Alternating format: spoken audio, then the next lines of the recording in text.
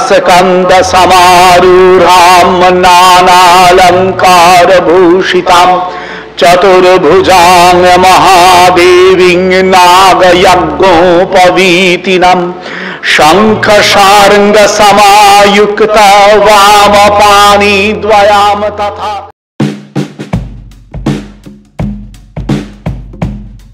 ओम दूम सिंहस्कंद समारूढ़ां नानालंकार भूषितां चतुर्भुजां महादेवीं नागयज्ञोपवीतिनं शंख शार्ंग समायुक्त वामपाणि द्वयाम तथा चक्रबाण समायुक्त दक्षपाणि द्वयाम तथा रक्तवस्त्र परिधानां बालार्क सदृशद्युतिं नारदाद्यैर्मुनिगणैः सेवितां भवसुन्दरीं त्रिबली बलयोपेत नाभिनालं मृणालिनीं ईषत् सहास्य वदनां काञ्चनाभां वरप्रदां नवयौवन सम्पन्नां पीरो। ডিসকভার চন্দননগর ইউটিউব চ্যানেলে আমি পরীক্ষিত আপনাদেরকে সুস্বাগতম জানাচ্ছি এবং চন্দননগরের জগদ্ধাত্রী পুজোর বাড়ির পুজো মূলত নিয়ে আমরা উপস্থিত হয়েছি আপনাদের সামনে। এই মুহূর্তে আছি আমি নাড়ুয়াতে, নাড়ুয়ার 12 মন্দির তলাতে ঘোষবাড়ির মায়ের পুজো দেখতে আমরা উপস্থিত হয়েছি।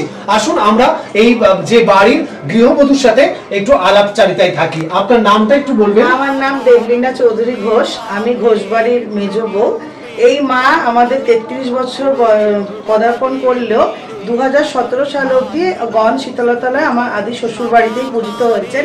2018 সাল থেকে উনি আমার বাড়িতে পা রেখেছেন। তা আমরা যথাসম্ভব চেষ্টা করি, সারা বছর ধরেই আমরা এই পুজোর মানে অপেক্ষায় থাকি আর যথাসম্ভব চেষ্টা করি পুজোটা যেন একটু ভালো করে আমরা সুন্দরভাবে সকল আত্মীয় স্বজন বন্ধু বান্ধব নিয়ে করতে পারি। নবমীর দিন আমাদের আসল পুজো হয়, এবারে যেমন সকাল 9টা থেকে পুজো আমাদের শুরু হবে আর সন্ধ্যাবেলাতেও আবার পুজো হয়। দশমীর দিন আবার দশমী পুজো হয়ে আমাদের ঠাকুর ওই বেলা 12টার মধ্যে বিসর্জন হয়। নবমীতে যে পুজোটা হয় সেটা কি শুধু নবমীর পুজো না সপ্তমী অষ্টমী নবমী তিন দিনের পুজো? শুধু নবমীর দিনের পুজোটা না, সব দিনের পুজোটা মিলিত হয়ে নবমী পুজো হয় আর সেদিন হোমেরও ব্যবস্থা হয়। আর আমাদের ওই সব আত্মীয় স্বজন সবাই আসেন বলে একটা সুন্দর ভোগ খাওয়ানোর ব্যবস্থা থাকে। আচ্ছা, এমনি দেবীর সামনে কি ভোগ নিবেদন করা হয়? আর দেবীর সামনে আমার ভোগ নিবেদন গত বছর থেকে শুরু হয়েছে। আসলে পুজোটা নিয়ে আমার ছেলে ছোট্ট থেকে খুব এক্সাইটেড। তা আমি যেহেতু অব্রাহ্মণ সেজন্য আমি কোনোদিন ভোগ নিবেদন করতে সাহস পেতাম না। তা গত বছরে আমি দীক্ষা নিলাম ওর ইয়েতেই, সেই জন্য গত বছর থেকে আমি অন্নভোগ ওনাকে নিজে হাতে তৈরি করে দিই। তো ভোগের মধ্যে কি কি থাকে? আমার ভোগের মধ্যে থাকে খিচুড়ি আর 5 রকমের ভাজা, চাটনি, পায়েস। এবার প্রত্যেক বছর আমি নিত্য নতুন কিছু জানি না, আমার যদি সবকিছু ঠিক থাকে এবারে চেষ্টা করবো আরেকটু ভালো কিছু করার। আর সন্ধ্যাবেলায় ওনাকে আমি লুচি সুজি আলু ভাজা সব দিয়ে আমি একটা ভোগ দিই। সেটাই যারা বন্ধু বা আত্মীয় স্বজন আসেন তারা প্রসাদ রূপে পরে সেটাও হয়। আর ওপরে আমার ক্যাটারিং এর ব্যবস্থা থাকে, অনেক বন্ধু বান্ধব আসে, প্রায় 150-200 লোক আমার সেদিন দুপুরে এখানে ভোগ খায়। বাহ, এটা খুব ভালো ব্যাপার।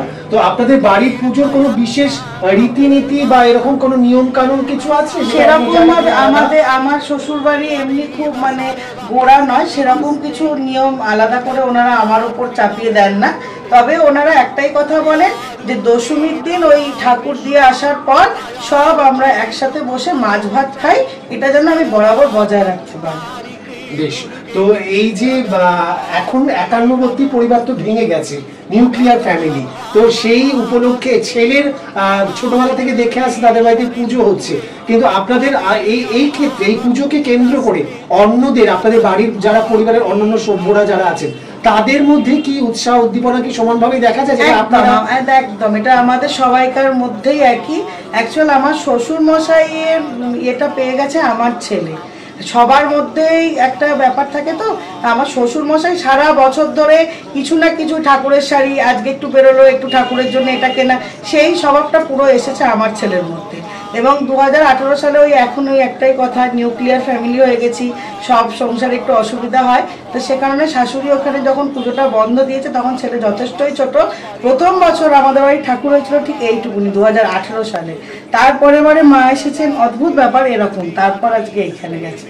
আর এই যতটা সম্ভব এই গয়নাগাটি সব আমি চেষ্টা করেছি নিজের তরফ থেকে ওনাকে পড়ানোর। বাহ, আমরা দেখতে পাচ্ছি এটা তো ফ্ল্যাটে, তো এই যে ফ্ল্যাটের মধ্যে যে পুজোটা হচ্ছে, তো এই আপনাদের যে ফ্ল্যাটের যারা অন্য যারা বা যেসব পরিবার রয়েছে তাদের মধ্যেও কি সমানভাবে উৎসাহ উদ্দীপনা এমনি ওরা কালকে যখন ঠাকুর আসে আমি সবাইকে বলি যে একটু ঠাকুর আসছে, সবাই ওই বেরিয়ে যেটা দরজার সামনেটা একটু জল দেওয়ার চেষ্টা করে, গঙ্গা জল। তারপর বিজয়ের দিনও সবাই মিলে নিচে নামে দেখে। ঠাকুর একটা আলাদা জিনিস, আর সেখানে মা জগদ্ধাত্রী চন্দননগরের মা, সেখানে সবাই আসে। আর এমনি রোজ রোজই টুকটাক করে আসতে থাকে সবাই ফ্ল্যাটের লোকেরা। আচ্ছা, যতদূর জানি আপনি একজন শিক্ষিকা এবং তার সাথে সাথে আরো বাইরে নানান কাজে আপনি লিপ্ত, তো এই যে ঠাকুরের বিষয় বা এই যে একটা ধর্মীয় ক্ষেত্র যেখানে বেশ সুশৃঙ্খল রূপে বা একটা শুদ্ধ রূপে আচার অনুষ্ঠান পালন করতে হয়, তো সেইগুলো আপনি কিভাবে সময়টাকে ভাগ করে নেন? কারণ এটা একটা ভীষণ শিক্ষণীয় অনেকের কাছে, কারণ এখনকার দিনে সবাই বলে যে আমাদের তো সময় নেই, কি করে করবো, বাড়ির কাজ করে সময় পাই না, বাইরের কাজ। তো সেখানে আপনি বাইরের কাজও সমানভাবে দক্ষ এবং গৃহের কাজ তো করতেই হয়, তার সাথে আলাদা এটা শ্বশুর বাড়ির পুজোটাকে আপনারা নিজেদের জায়গায় স্থানান্তরিত করেছেন, তো সেইটা কিভাবে আপনি কথা ছোটবেলা থেকে শিখেছি যে রাধেশে চুলো বাঁধে, ইচ্ছা করলে করা যায়, এটা কোনো ব্যাপার নয়। আর আমি পুজো নিয়ে খুব কিন্তু মন থেকে খুব সিরিয়াস। আমি এই কয়েকদিন ধরেই আমি এক্সট্রা অনেক কাজের যারা আমার সহকারী তারা ছাড়াও আমি বাইরে থেকেও কিছু লোক হায়ার করে রেখে দেয়, যাতে আমার ঠাকুরের কোনো কাজে যেন অসুবিধা না হয়। সবসময় শ্বশুরবাড়ির লোকের আসা যাওয়া সম্ভব হয় না, রাস্তাঘাটের যা অবস্থা, সেখানে আমি একা হাতে তো অতটা করা সম্ভব না। আর আমার ছোট দেওর, আমার ছেলে, আমার মা, আমার বাবা সবাই যথেষ্ট চেষ্টা করে আমাকে। হাজবেন্ড তো অবশ্যই, যেহেতু ওটা ওদের বাড়িরই পুজো, আর সবাই মিলেই আমাকে সাহায্য করে। তবে আমি শ্বশুরবাড়ির সব পুজোর দায়িত্বই শাশুড়ি মা আমাকেই ভরসা করে দিয়েছেন। আমাদের বাড়িতে বড় করে কোজাগরী লক্ষ্মী পুজো হয়, জন্মাষ্টমীও হয়, কোনো পুজোই কোনো বৌমাই করতে খুব একটা চায়নি, আমাকেই করতে হয়। আমি মন থেকেই মেনে নিয়েছি। আমাকে উনি একটাই কথা বলেছেন, তোমার ক্ষমতা আছে, তুমি করো। এবার আমার শরীর যতদিন সুস্থ থাকবে, আর আগামী দিনে মনে হয় আমার ছেলে এইটা কন্টিনিউ করবে, কেন এই মা জগদ্ধাত্রী নিয়ে ও একটা ছোট্ট থেকে খুব এক্সাইটেড।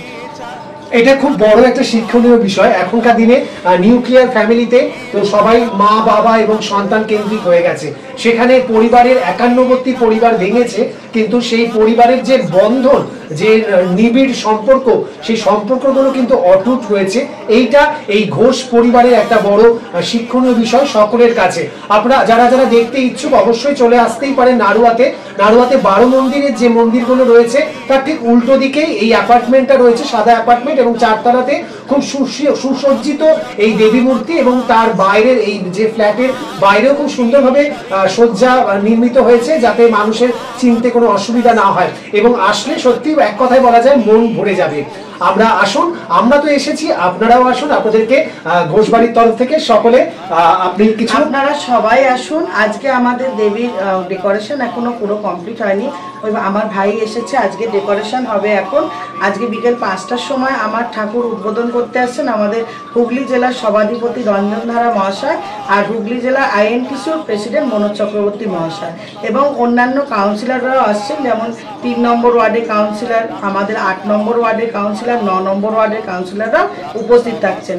আপনারা যত শীঘ্র সম্ভব একবার এসে আমার দেবীকে দর্শন করে যান। আর নবমীর দিন ভোগ খাওয়ানোর যেহেতু ব্যবস্থা আছে, আপনারা যে কেউ আসতে পারেন, কোনো অসুবিধা নেই। আজকে পঞ্চমীর বিকেল আমরা রয়েছি, এবং আপনারা আসুন। এখন তো পুজো সবে শুরু হলো, সকলকে সাদর আহ্বান জানাই। নাম কাঞ্চনাভাম বরপ্রদম নবযৌবন সম্পন্নাম পীরোন্নত পয়োধরা।